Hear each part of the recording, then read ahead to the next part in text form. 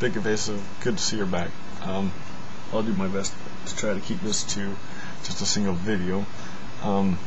Regarding archaeology, clearly there's a disconnect between, the Western tradition, Western civilization is basically founded from Babylon, Mesopotamia, and so there's been a somewhat constant connection to the places, to the names.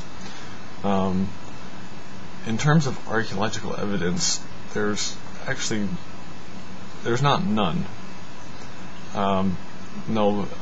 If you look at the city names in the Book of Mormon, you're not going to find those city names, city of Zarahemla, population, da-da-da-da. I don't believe there's going to be an archaeological find like that.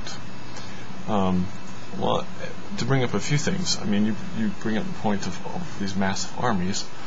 I would suggest you look into the mound builder Indians all throughout the Americas, on the East Coast, New York, all throughout the Midwest.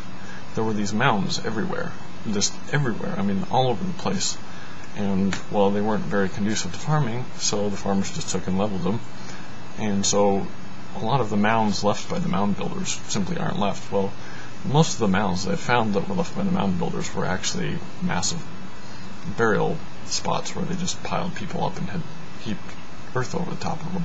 So there's actually quite a bit of evidence for mass, people being killed off.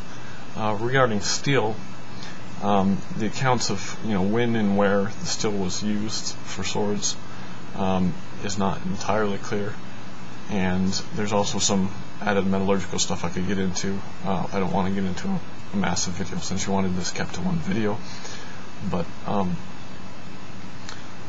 and just for an example of things, there's a lot of things where there's not evidence for something right now, and a lack of evidence doesn't constitute a lack of something having existed. I talked with Nick got bit. Hope she's okay wherever you're at. Hi, hope you're doing okay. But on the horse archaeology with the Huns, when she had the video up and she'd done the research, that there were no remnants of horse remains that could be dated to the time and place of the Hun Empire. Just recently in the Amazon, they just drastically changed what their population predictions were for what the region could sustain, because they discovered that the Indians that had lived there had figured out techniques that they had employed for hundreds of thousands of years to enrich the soil to enable them to grow far more food than they ever thought imaginable for the Amazon basin. So the Amazon basin had supported populations that were just massive compared to what they thought, and this was a discovery made just within the past couple of years. So again, trying to keep this short and to the point. Also on an archaeological end, one of the most astounding things in recent years has been the altar at Nahom, N-H-M. Nahom. It's a place in the Mideast, and it's actually mentioned in the Book of Mormon, even though it's not really found on anything that would have been accessible to Joseph Smith. And yet he places this altar, this location, in the story which he relates, the history he relates in the Book of Mormon.